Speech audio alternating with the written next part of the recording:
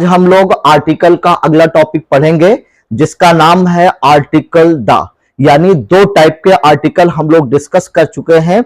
एक तो आपका डेफिनिट क्या होता है और दूसरा इनडेफिनिट आर्टिकल क्या होता है। उसी क्रम में हमने सीखा था स्पेसिफिक यूज ऑफ आर्टिकल और दूसरा जेनरिक यूज ऑफ आर्टिकल। यानी इसके बाद ये तीसरा अपलोडेड वीडियो होगा आपका, जिसमें आज आपको सीखना है कि यूज ऑफ द, यानी कि जो डेफिनिट आर्टिकल द है उसको कब और किन किन परिस्थितियों में और किन किन चीजों के साथ हम यूज कर सकते हैं, इसी पर आज चर्चा करेंगे। चलिए पहला पॉइंट सीखते हैं, आर्टिकल द का प्रयोग यानी डेफिनिट आर्टिकल द का प्रयोग कहां किया जाता है। तो पॉइंट नंबर 1 कहता है कि नाउन को डेफिनिट या सर्टेन बनाने के लिए, यानी जब किसी नाउन को क्या करना है, डेफिनिट बनाना है, सर्टेन बनाना है। अब ये डेफिनिट या सर्टेन क्या है इसको जानिए।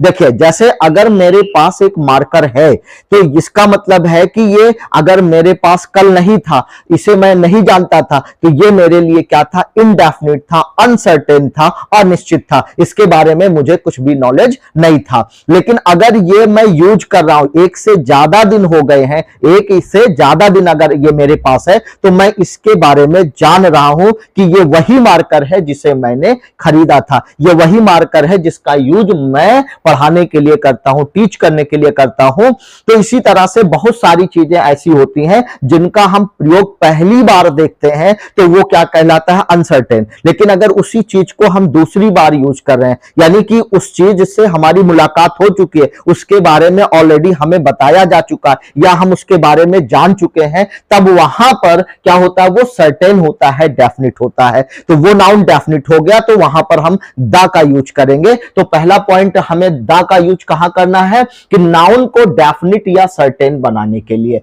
यानी कि जब किसी नाउन को पहली बार देखते हैं तो वो क्या होता है, अनसर्टेन। लेकिन दूसरी बार आप उससे मिलते हैं, जैसे किसी व्यक्ति से पहली बार मिले तो वो अनसर्टेन हुआ, लेकिन दूसरी बार मिलेंगे वो सर्टेन हो गया।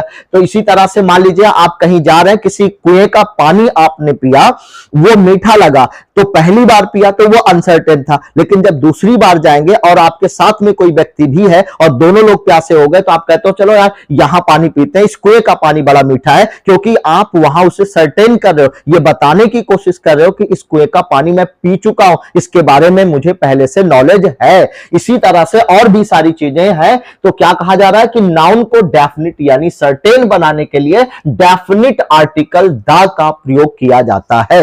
यानी कि डेफिनिट आर्टिकल द का प्रयोग हम कब करते हैं, जब चीजों को सर्टेन बनाना हो, यह बताना हो कि इसके बारे में हमें पहले से नॉलेज है। चलिए एग्जांपल से समझते हैं। अ वाटर इज डर्टी, अगर आपको एग्जाम में दे दिया गया अ वाटर इज डर्टी और बोला जाए करेक्ट द फॉलोइंग सेंटेंस, दिए गए वाक्य को सही करिए, तो क्या यह वाक्य आपका सही लिखा हुआ है? आप बोलोगे नो सर। क्यों? क्योंकि आपको पता है कि नाउन के लिए या नाउन के साथ आर्टिकल का प्रयोग किया जाता है, लेकिन जो नाउन कैसा होता है, काउंटेबल होता है और सिंगुलर नाउन होता है। काउंटेबल और सिंगुलर नाउन होगा, उसके साथ काउंटेबल का मतलब जिसकी काउंटिंग की जा सके, जिसके पहले काउंटिंग फिट हो सके। जैसे मेरे हाथ में एक मार्कर है तो ये काउंटेबल नाउन, मैं बता सकता हूं मेरे हाथ में कितनी उंगलियां हैं, तो मैं बता सकता हूं 1 2 3 4 इस तरह से करके। तो इसका मतलब यहां पर आप इसको काउंट कर पा रहे हो, तो जो काउंट कर पा रहे हो, जिसको काउंटिंग के साथ बता सकते हो, वो होता है काउंटेबल नाउन।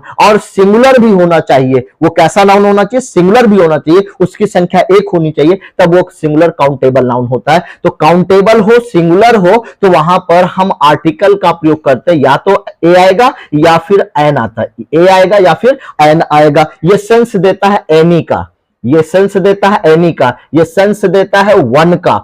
यानी ए या एन लिखा हो तो इसका मतलब होता है एनी, कोई भी, या फिर इसका मतलब होता है वन, कोई भी। लेकिन कैसा होना चाहिए? सिंगुलर काउंटेबल नाउन होना चाहिए। काउंटेबल हो लेकिन वो नाउन सिंगुलर हो, तब वहां पर किसका यूज होता है? ए का। लेकिन आप यहां देख सकते हैं ये वाटर के लिए लिखा हुआ, अ वाटर लिखा हुआ है, तो वाटर क्या है? पानी क्या है? अनकाउंटेबल। ठीक है, आप किसी को ये नहीं बता सकते एक पानी, दो पानी, तीन पानी। अगर कहना हो तो अ ग्लास ऑफ वाटर आप कह सकते हैं, तब वो काउंटेबल में आ जाएगा।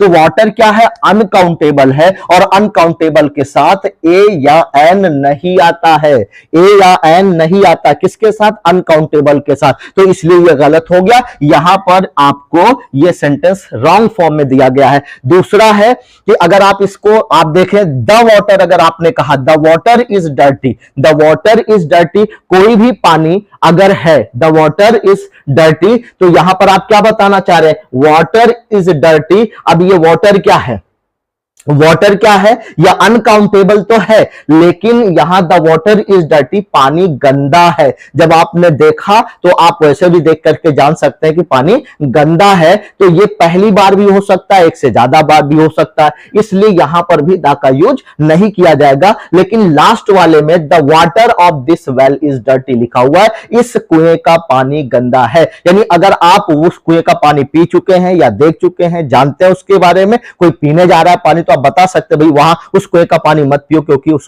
कुएं का पानी गंदा है। तो आप इसके बारे में पहले से जानते हैं, इसलिए आर्टिकल, डेफिनिट आर्टिकल का प्रयोग किया जा रहा है, क्योंकि एक से ज्यादा बार जब कोई चीज आती है तब वहां पर डेफिनिट आर्टिकल द का प्रयोग करते हैं। So this one is correct, ये तीसरा वाला आपका सही आंसर होगा। आइए चलते हैं next. I bought a gold, मैंने गोल्ड खरीदा। अब देखिए गोल्ड क्या है, मटेरियल नाउन है ना, मटेरियल नाउन है। वाटर क्या है, मटेरियल नाउन है, तो वाटर के साथ, गोल्ड के साथ, यानी कि ऐसी चीजें जो अनकाउंटेबल हो, वहां ए एन तो बिल्कुल नहीं आएगा, इसलिए यहां पर ये बिल्कुल रॉन्ग फॉर्म में दिया गया। आई बॉट द गोल्ड, मैंने वो वाला गोल्ड खरीदा था, इसका ये मतलब हो जाएगा, ये वाला भी आपका रॉन्ग है। This is the gold I have bought, ये वही गोल्ड है जिसे मैंने खरीदा है। दिस इज द गोल्ड, ये वही गोल्ड है जिसे मैंने खरीदा है। यानी कि अगर किसी के पास कोई गोल्ड आपने देखा, जैसे किसी के पास कोई मोटरसाइकिल है, आपने देखा अरे यार मैंने भी यही वाली मोटरसाइकिल खरीदी है, वो तो नहीं जो उसके पास है, लेकिन उसी मॉडल की, उसी कंपनी की आप खरीदते हैं, तो इसलिए आप यहां कहना चाहते हैं दिस इज द गोल्ड, ये वही वाला गोल्ड है आई हैव बॉट जिसे मैंने खरीदा था। सो ये वाला सेंटेंस आपका सही होगा। अब उसके बाद पॉइंट नंबर 2 को समझते हैं कि द का और सेकंड यूज कहां होता है। तो देखिए पॉइंट नंबर 2 क्या कहता है, यदि वाक्य में यानी किसी सेंटेंस में नाउन प्रेपोजिशन नाउन का प्रयोग हो तो प्रथम नाउन के पहले द का प्रयोग होता है। चलिए इसको और आसान भाषा में समझने की कोशिश करेंगे।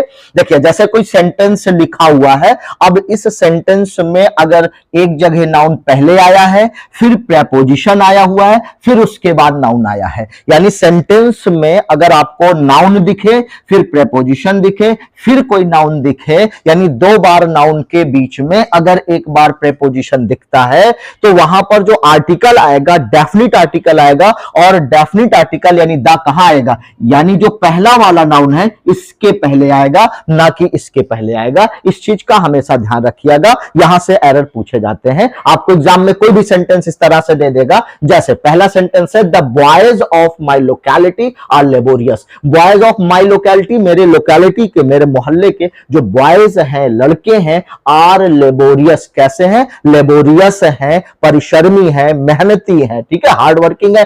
तो यहां पर देखिए अगर इस सेंटेंस में देखें तो ये सेंटेंस है बॉयज, यानी यहां पर बॉयज लिखा हुआ है, ये पहला नाउन हो गया, फिर ऑफ लिखा हुआ ये प्रेपोजिशन है, फिर लोकेलिटी लिखा हुआ ये भी आपका नाउन है। तो एक नाउन ये हो गया, एक नाउन ये हो गया, इसके बीच में क्या आ रहा है, ये प्रेपोजिशन आ रहा है। तो यानी नाउन नाउन के बीच में अगर प्रेपोजिशन है, यानी 2 बार नाउन आता है, तो उनके साथ में जो पहला वाला नाउन होगा उसके पहले नाउन, जो पहला नाउन होगा इसके पहले आर्टिकल द ही आएगा, यहां पर द का यूज किया जाएगा। तो आप देखिए यहां पर द लिखा हुआ है, यानी एक नाउन ये है, दूसरा ये, और बीच में प्रेपोजिशन है और इसके पहले द लिखा हुआ है। This is a right sentence. तो इस तरह से ये आपका क्या होगा, करेक्ट सेंटेंस होगा। चलिए दूसरा वाला सेंटेंस आप देखें और बताएं क्या दूसरा वाला सेंटेंस सही फॉर्म में लिखा हुआ है, अगर गलत है तो क्या मिस्टेक है, कैसे इसको इंप्रूव किया जा सकता है। गोल्ड ऑफ इंडिया, इंडिया का गोल्ड इज फेमस, क्या बताया जा रहा है, फेमस है।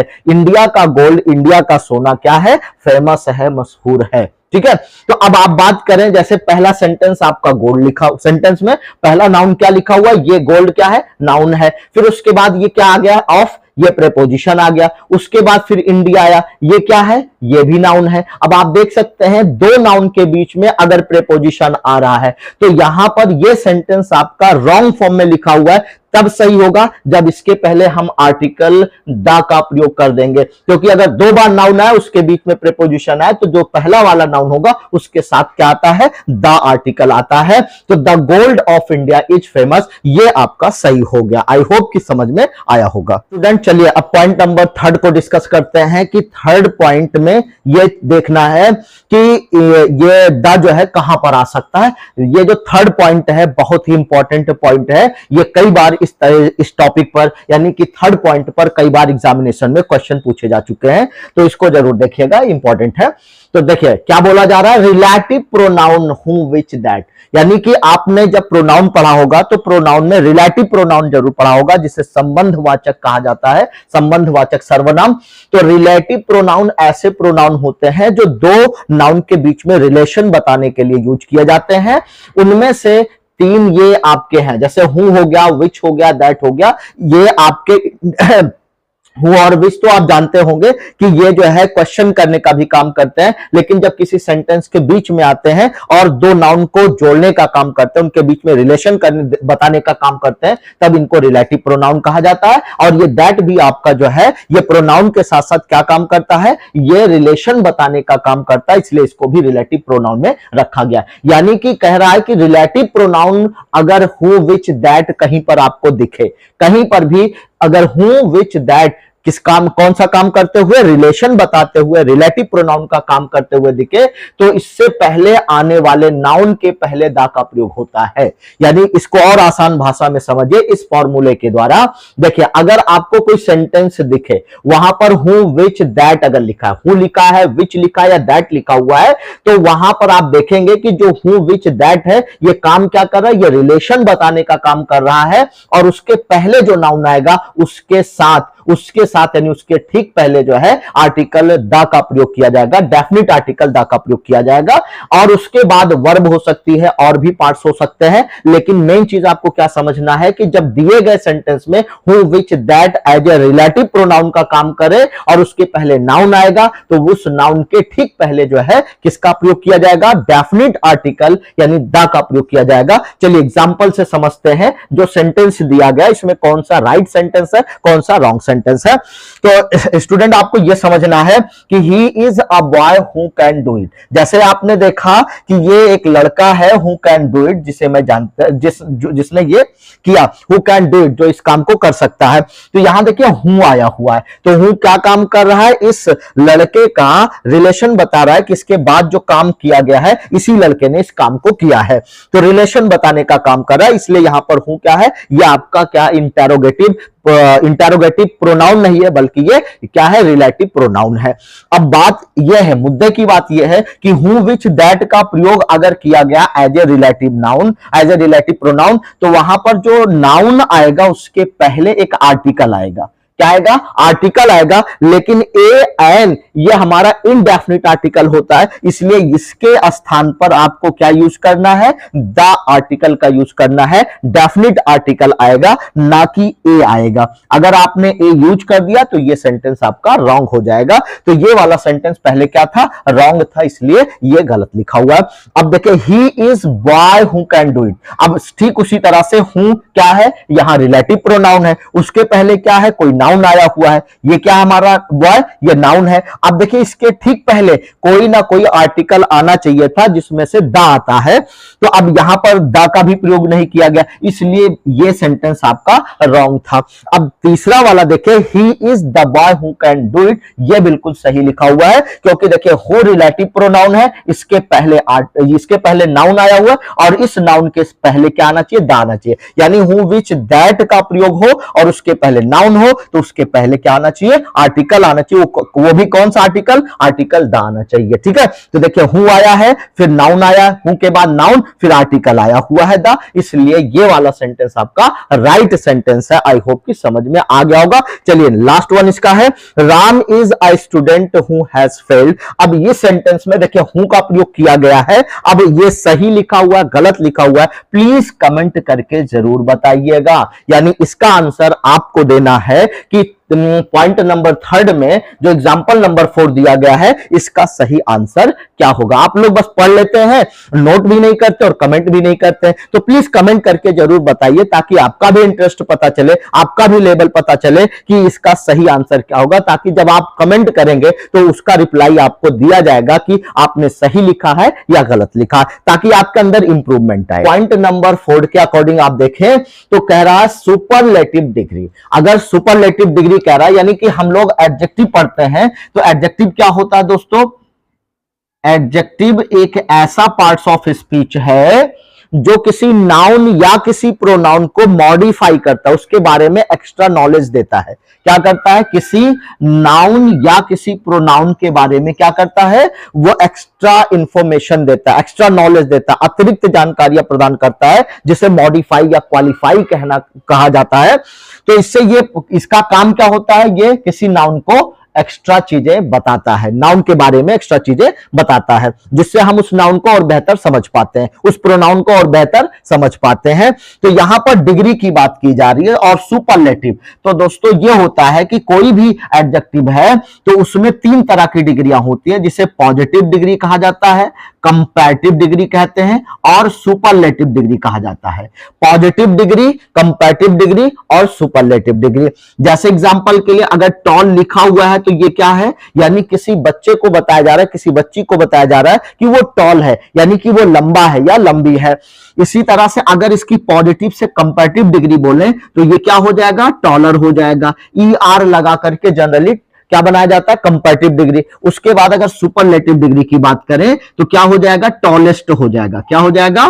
टॉलेस्ट हो जाएगा। तो ये एडजेक्टिव की जो सुपरलेटिव डिग्री होती है, ये तीसरे रेंज को बताती है, तीसरे लेवल को बताती है, यानी कि सबसे अधिकांश, यानी किसी व्यक्ति के अंदर जब कई लोगों की कंपैरिजन में सबसे ज्यादा वो क्वालिटी होती है तो उसे कहा जाता है सुपरलेटिव डिग्री। ठीक है, एक जैसे मान लीजिए एक लड़का है, वो टॉल है, लेकिन अगर हम उसकी दूसरे लड़के से कंपैरिजन करते हैं और कहते हैं कि ये लड़का इस लड़के से क्या है? टॉल है, लंबा है, ज्यादा है। तो ठीक है, जैसे एक लड़का है मान लीजिए, अब अगर ये लड़का अगर टॉल है, हम इसकी अगर बात करें कि ये लड़का टॉल है, तो दूसरा वाला लड़का कहा जाएगा कि ये लड़का जो है और भी ज्यादा क्या है? टॉलर है। इसको क्या बोला जाएगा? टॉलर कहा जाएगा। क्या कहा जाएगा? टॉलर। यानी कि ये लड़का लंबाई में इस लड़के से छोटा है, तो इसको क्या बोलेंगे? ये टॉल है। और ये क्या हो जाएगा? इससे ज्यादा चूंकि लंबा है तो इसको टॉलर कहा जाएगा। लेकिन अगर कोई ऐसा लड़का है जो इन दोनों से भी ज्यादा क्या है? लंबा है। इन दोनों से ज्यादा क्या है? लंबा है, लंबाई इसकी सबसे ज्यादा है, तो हम इसे क्या बोलेंगे? टॉलेस्ट कहेंगे। तो ये पॉजिटिव डिग्री होती है एडजेक्टिव की, यह कंपैरेटिव डिग्री होती है और ये सुपरलेटिव डिग्री है। तो इसी तरह से कोई भी व्यक्ति जिसके अंदर कोई क्वालिटी है, कोई गुण है, अगर वो कम है या ज्यादा है, अगर अकेले है तो पता नहीं चलेगा कि ये किससे, क्योंकि यहां कंपेयर नहीं किया जाए। लेकिन अगर दो लोगों में उसकी क्वालिटी की कंपैरिजन करेंगे, तुलना करेंगे, तब पता चलेगा कि किसमें ज्यादा है, किसमें कम है। तो जिसमें ज्यादा होगा उस बच्चे से, तो उसकी क्वालिटी को हम क्या करेंगे? जब कंपेयर करेंगे तो वो कंपैरेटिव डिग्री हो जाएगी। लेकिन 2 या 2 से ज्यादा अगर कोई है और उन सब में कहा जा रहा है कि इसमें वो क्वालिटी सबसे ज्यादा है, तो उसे क्या बोला जाएगा? सुपरलेटिव डिग्री कहा जाएगा। तो ये याद रखिए कि सुपरलेटिव डिग्री का प्रयोग जब कभी भी होता है तो सुपरलेटिव डिग्री के पहले निश्चित रूप से डेफिनिट आर्टिकल यानी द का प्रयोग किया जाता है। तो जब सुपरलेटिव डिग्री होगी तो उसके पहले द आएगा। चलिए एग्जांपल के माध्यम से समझते हैं कि सेंटेंस राइट लिखा जा रहा हूं। I am best student of this class. I am best student, मैं सबसे अच्छा स्टूडेंट हूं। बेस्ट, देखिए अगर गुड लिखा हुआ है तो ये पॉजिटिव डिग्री है, अगर बेटर कह दिया जाए तो ये कंपैरेटिव डिग्री होगी, और बेस्ट कह दिया गया तो ये सुपरलेटिव डिग्री हो जाएगी। तो यहां पर बेस्ट का प्रयोग किया गया है, यानी सुपरलेटिव डिग्री का प्रयोग किया गया है। तो आई एम बेस्ट स्टूडेंट, मैं सबसे अच्छा स्टूडेंट हूं ऑफ दिस क्लास, इस क्लास का। तो दोस्तों यहां पर क्या आया है? बेस्ट आया। सुपरलेटिव, क्या सुपरलेटिव के पहले दा लगा हुआ है? नहीं, जबकि हमारा कॉन्सेप्ट क्या कहता है? कॉन्सेप्ट नंबर 4 कहता है है कि सुपरलेटिव डिग्री अगर हो तो उसके पहले द लगेगा, तो यहां पर ये गलत लिखा हुआ है ये सेंटेंस। अब इसको सही करने का तरीका क्या है, यहां पर द लगा देंगे, तो ये हो जाएगा I am the best student of this class. अब जाकर के सही हुआ। तो प्लीज दूसरा वाला जो सेंटेंस है इसे आप करेक्ट करके बताइए, कमेंट करके बताइए इसका आंसर क्या होगा, क्या सही है क्या गलत है। She is most beautiful girl in my class. Most beautiful का मतलब सबसे ज्यादा सुंदर लड़की है इन माई विलेज, मेरे विलेज में। तो she is most beautiful girl, ये सबसे सुंदर लड़की है इन माई विलेज, मेरे विलेज में, मेरे गांव में। तो दोस्तों इसका कमेंट करके आंसर आपको बताना है। ये सेंटेंस रॉन्ग है। यहां पर आर्टिकल के अकॉर्डिंग सही करना है, तो कहां पर आर्टिकल आएगा, कौन सा आर्टिकल आएगा, प्लीज कमेंट करके जरूर बताइएगा। माय डियर स्टूडेंट, चलिए अब हम लोग अगले पॉइंट को डिस्कस करते हैं कि अगला हमारा कौन सा इंपॉर्टेंट पॉइंट है जहां पर आर्टिकल यानी डेफिनिट आर्टिकल द का इस्तेमाल किया जाएगा। देखिए पॉइंट नंबर 5 क्या कहता है, कंपैरेटिव डिग्री के पैरेलल कंस्ट्रक्शन में दोनों कंपैरेटिव डिग्री के पहले द का प्रयोग किया जाता है। अब थोड़ा सा इसको समझिए, क्या बोला है, कंपैरेटिव डिग्री के पैरेलल कंस्ट्रक्शन में। पैरेलल कंस्ट्रक्शन क्या होता है इसको समझिए, क्या बोला, कंपैरेटिव डिग्री, यानी अगर कंपैरेटिव डिग्री हो और उसमें पैरेलल कंस्ट्रक्शन दिखाया गया। पैरेलल का मतलब क्या होता है, देखिए जब हम लोग एक स्ट्रक्चर ऐसा भी देखते हैं कि या तो पैरेलल का मतलब होता है समानांतर, हिंदी में क्या बोलते हैं, समानांतर। जैसे दो काम या तो इंक्रीजिंग ऑर्डर में हो रहे हो, ठीक है, दो काम कैसे हो रहे हो, इंक्रीजिंग ऑर्डर में, यानी कि बढ़ते हुए क्रम में हो रहे हो, तो इसको पैरेलल कंस्ट्रक्शन कहा जाता है। या फिर दो काम आपके ऐसे हो रहे हैं जो डिक्रीजिंग ऑर्डर में दिखा रहे हो, यानी कि दोनों में कोई कमियां बताई जा रही हो, यानी कि ये नीचे की तरफ जा रहा है, इसका मतलब है यहां पर ये दो काम ऐसे हो रहे हैं जो पैरेलल हो रहे हैं, समानांतर तरीके से हो रहे हैं। या तो पैरेलल इंक्रीज की बात हो या पैरेलल डिक्रीज की बात हो, या तो वृद्धि की बात हो या कमी की बात हो, लेकिन अगर पैरेलल हो रहा है, क्या हो रहा है, पैरेलल यानी समानांतर, अगर दो काम लगातार या तो बढ़ते क्रम में दिख रहे हैं या फिर घटते क्रम में दिख रहे हैं, तो इसी को कहा जाता है पैरेलल कंस्ट्रक्शन। या कभी कभी ऐसा भी हो सकता है कि एक काम जो है बढ़ते हुए क्रम में हो, दूसरा काम जो है घटते हुए क्रम में हो, लेकिन दोनों का यानी एक तरफ बढ़ रहा है तो दूसरी तरफ घट रहा है। तो ये जो बढ़ते हुए क्रम में या घटते हुए क्रम की बात है, अगर दोनों साथ साथ हो रहे हैं तो इसको भी पैरेलल कंस्ट्रक्शन कहा जाएगा, पैरेलल कंस्ट्रक्शन ऑफ एडजेक्टिव। ये भी बड़ा इंपॉर्टेंट है। ये क्या है, आपका एक इंपॉर्टेंट पार्ट है जो एग्जामिनेशन में पूछा जाता है। तो चलिए इस पर आर्टिकल, डेफिनिट आर्टिकल का प्रयोग कैसे किया जाएगा उसको समझते हैं। क्या बोला कि अगर कंपैरेटिव डिग्री के पैरेलल कंस्ट्रक्शन की बात की गई हो, यानी कि दो काम या तो इंक्रीजिंग ऑर्डर में हो या डिक्रीजिंग ऑर्डर में हो, या एक बढ़ रहा है दूसरा कम हो रहा है, तो ये पैरेलल कंस्ट्रक्शन है। अगर ऐसा दिखे किसी सेंटेंस में तो दोनों कंपैरेटिव डिग्री, क्या बोल रहा है, दोनों कंपैरेटिव डिग्री, यानी दो डिग्रियां होंगी, दोनों कंपैरेटिव डिग्री में होंगी और दोनों के पहले द का प्रयोग किया जाता है, यानी कि दोनों के पहले द आएगा।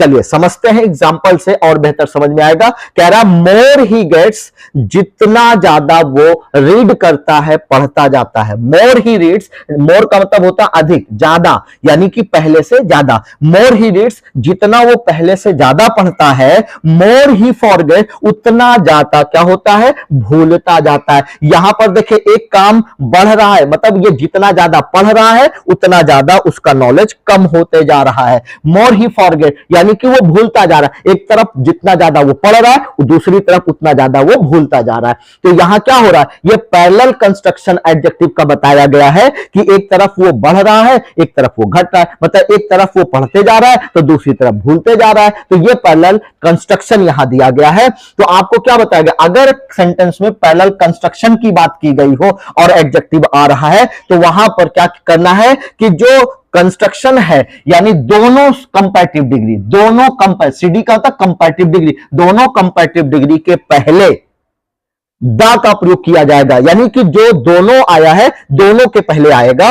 तो यहां पर आप चेक करिए कहां कहां एडजेक्टिव आया है। तो यहां पर मोर लिखा हुआ है और यहां पर मोर लिखा हुआ है, ये दोनों कंपैरेटिव डिग्री हैं। तो यहां पर इसके पहले भी आर्टिकल द आना चाहिए, इसके भी पहले आर्टिकल द आना चाहिए, लेकिन ना यहां लगा हुआ है ना यहां लगा हुआ है, इसलिए गलत है। तो यहां पर भी क्या आना चाहिए था, द, और यहां पर भी क्या आना चाहिए था, द। इसलिए अब यह सेंटेंस सही हो जाएगा, the more he reads the more he forgets. यह हो जाएगा। आई होप कि समझ में आए। यस और नो कमेंट करके बताइएगा।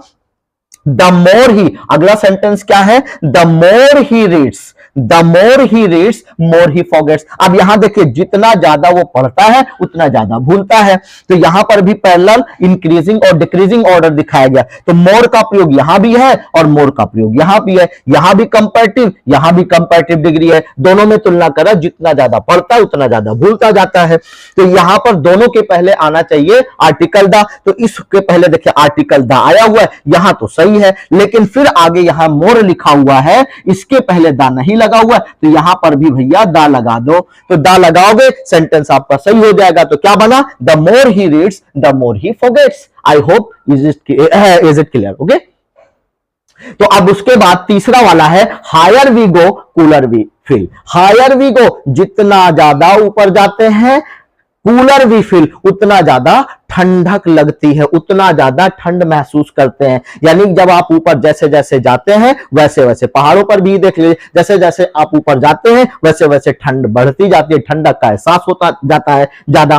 तो यहां पर भी पैरेलल इंक्रीजिंग और डिक्रीजिंग का यूज किया गया। अब इसका आंसर आप लोग कमेंट करके बताइएगा कि इसका आंसर क्या होगा।